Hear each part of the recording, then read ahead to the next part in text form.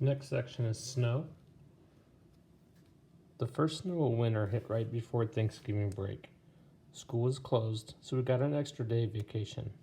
I was glad about that because I was so bummed about this whole August thing, and I just wanted some time to chill out without having to see him every day.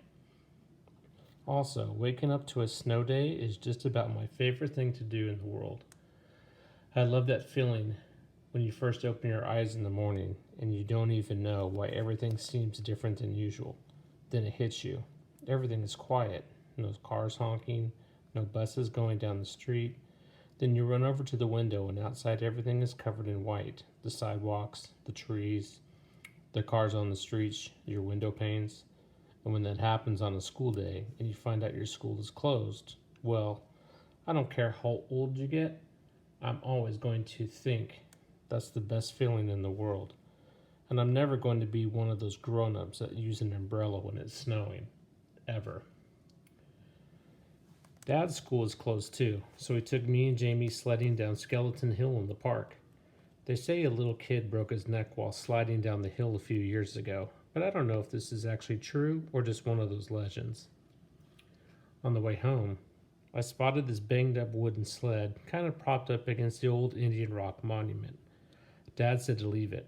It was just garbage, but something told me it would make the greatest sled ever. So Dad let me drag it home, and I spent the rest of the day fixing it up. I superglued the broken slats together and wrapped some heavy duty white duct tape around them for extra strength. Then I spray painted the whole thing white with the paint I had gotten from the alabaster sphinx I was making for the Egyptian museum project. When it was all dry, I painted lightning and gold letters on the middle piece of wood, and I made a little lightning bolt symbol above the letters. It looked pretty professional, I have to say. Dad was like, "Wow, Jackie, you were right about that sled." The next day, we went back to Skeleton Hill with lightning. It was the fastest thing I've ever ridden. So much faster than the plastic sled we'd been using. And because it had gotten warmer outside, the snow had become crunchier and wetter. Good packing snow. Me and Jamie took turns on lightning all afternoon. We were in the park until our fingers were frozen and our lips had turned a little blue. Dad practically had to drag us home. By the end of the weekend, the snow had started turning gray and yellow, and then a rainstorm turned most of the snow to slush. When we got back to school on Monday, there was no snow left. It was rainy and yucky the first day back from vacation. A slushy day. That's how I was feeling inside, too. I nodded hey to August the first time I saw him. We were in front of the lockers. He nodded hey back. I wanted to tell him about lightning, but I didn't.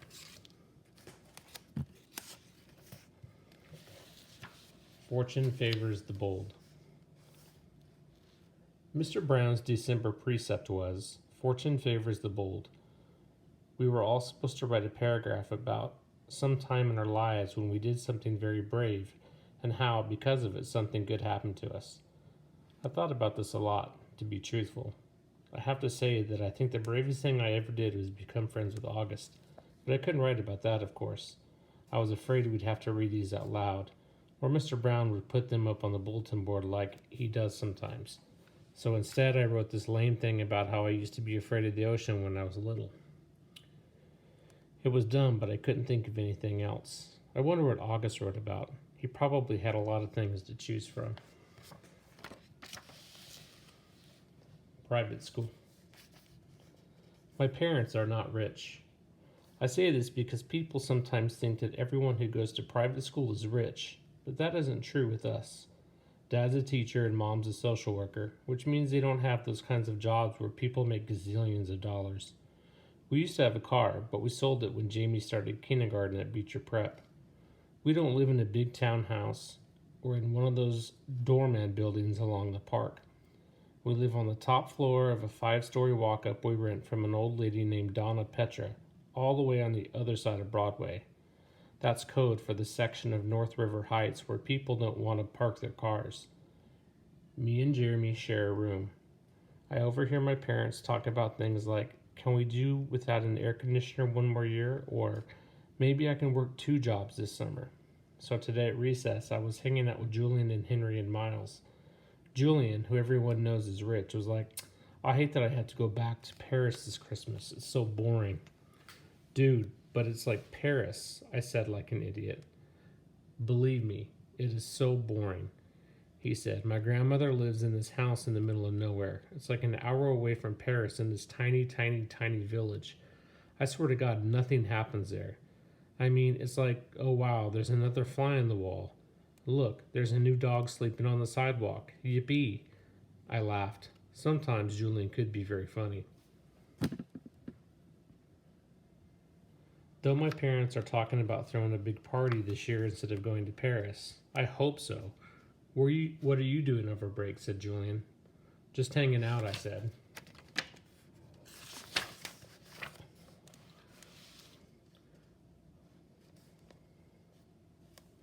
You're so lucky, he said. I hope it snows again, I answered. I got this new sled that is so amazing. I was about to tell them about lightning, but Miles started talking first. I got a new sled too, he said. My dad got it from Humacher Schlemmer. It's so state of the art. How could a sled be state of the art? Said Julian. It was like $800 or something. Whoa. We should all go sledding and have a race down Skeleton Hill, I said. That hill is so lame, answered Julian. Are you kidding? I said. Some kid broke his neck down there. That's why it's called Skeleton Hill. Julian narrowed his eyes and looked at me like I was the biggest moron in the world. It's called Skeleton Hill because it was an ancient Indian burial ground. Duh, he said. Anyways, it should be called Garbage Hill now. It's so freaking junky. Last time I was there, it was so gross, like the soda cans and broken bottles and stuff. He shook his head. I left my old sled there, said Miles. It was the crappiest piece of junk, and someone took it too. Maybe a hobo wanted to go sledding, laughed Julian. Where did you leave it? I said. By the big rock at the bottom of the hill, and I went back the next day and it was gone. I couldn't believe somebody actually took it. Here's what we can do, said Julian. Next time it snows, my dad could drive us all up to this golf course in Westchester that makes Skeleton Hill look like nothing. Hey, Jack, where are you going? I had started to walk away. I've got to get a book out of my locker, I lied. I just wanted to get away from them fast. I didn't want anyone to know I was the hobo who had taken the sled. In science. I'm not the greatest student in the world. I know some kids actually like school, but I honestly can't say I do.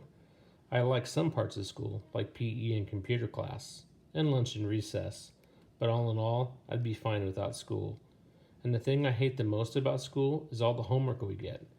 It's not enough that we have to sit through class after class and try to stay awake while they fill our heads with all this stuff we will probably never need to know, like how to figure out the surface area of a cube or the differences between kinetic and potential energy. I'm like, who cares? I've never ever heard my parents say the word kinetic in my entire life. I hate science the most out of all my classes. We get so much work, it's not even funny.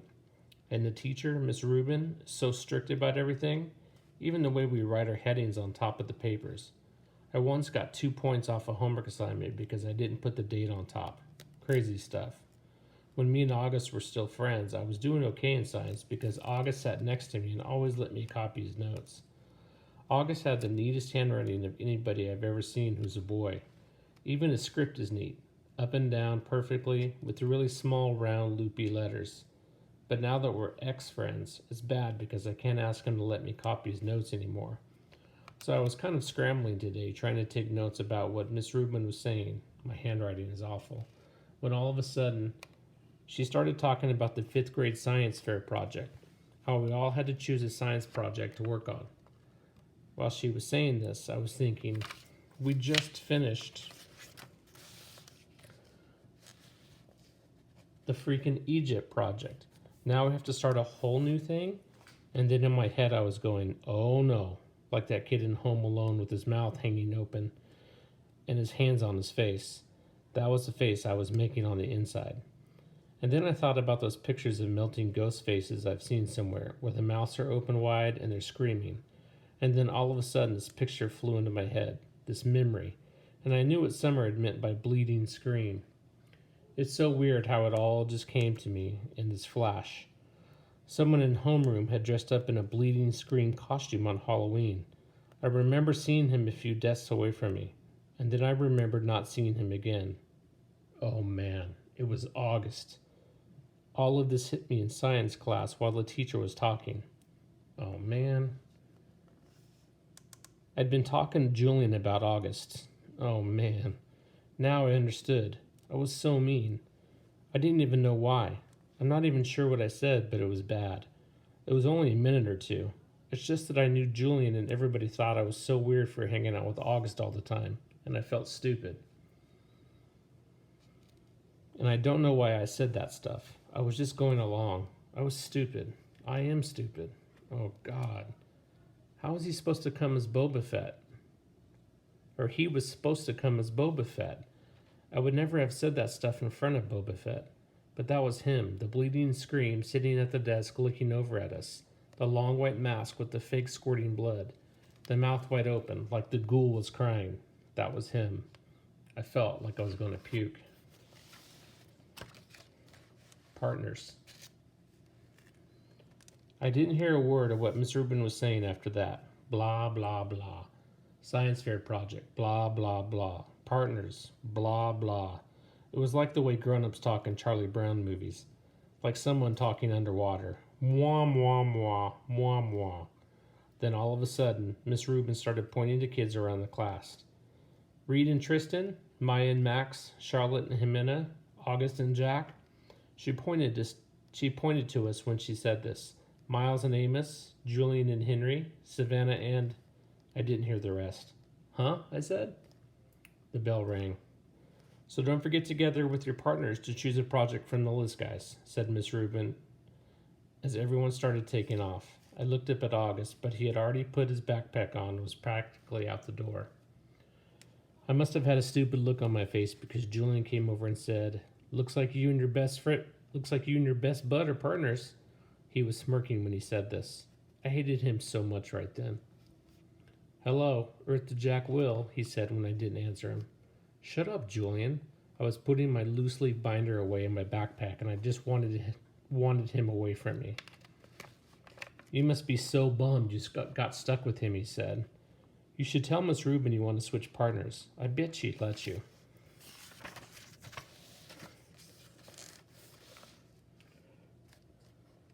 No, she wouldn't, I said. Ask her. No, I don't want to. Miss Rubin, Julian said, turning around and raising his hand at the same time. Miss Rubin was erasing the chalkboard at the front of the room. She turned when she heard her name. No, Julian, I screamed. What is it, boys? She said impatiently. Could we switch partners if we wanted to, said Julian, looking very innocent. Me and Jack had this science fair project idea we wanted to work on together. Well, I guess we can arrange that, she started to say. No, it's okay, Miss Rubin, I said quickly, heading over to the door. Bye. Julian ran after me. Why'd you do that, he said, catching up to me at the stairs. We could have been partners. You don't have to be friends with that freak if you don't want to be. You know. And that's when I punched him, right in the mouth. Detention. Some things you just can't explain. You don't even try. You don't know where to start. All of your sentences would jumble up like a giant knot if you opened your mouth. Any words you used to would come out wrong. Jack, this is very, very serious, Mr. Tishman was saying. I was in his office, sitting on a chair across from his desk, looking at the picture of a pumpkin on the wall behind him. Kids get expelled for this kind of thing, Jack. I know you're a good kid, and I don't want this to happen, but you have to explain yourself. This is so not like you, Jack, said Mom. She had come from work as soon as they had called her. I could tell she was going back and forth between being really mad and really surprised. I thought you and Julian were friends, said Mr. Tishman. We're not friends, I said. My arms are crossed in front of me. But to punch someone in the mouth, Jack, said Mom, raising her voice. I mean, what were you thinking? She looked at Mr. Tishman. Honestly, he's never hit anyone before. He's just not like that. Julian's mouth is bleeding, Jack, said Mr. Tishman. You knocked out a tooth. Did you know that? It was just a baby tooth, I said. Jack, said Mom, shaking her head. That's what Nurse Molly said. You're missing the point, Mom yelled. I just want to know why, said Mr. Tishman, raising his shoulders. It'll just make everything worse, I sighed. Just tell me, Jack. I shrugged, but I didn't say anything. I just couldn't. If I told him that Julian had called August a freak, then he'd go talk to Julian about it. Then Julian would tell him how I had badmouthed August too, and everybody would find out about it. Jack, said Mom. I started to cry. I'm sorry. Mr. Tishman raised his eyebrows and nodded, but he didn't say anything. Instead, he kind of blew into his hands like you do when your hands are cold. Jack, he said, I don't really know what to say here. I mean, you punched a kid. We have rules about that kind of thing, you know?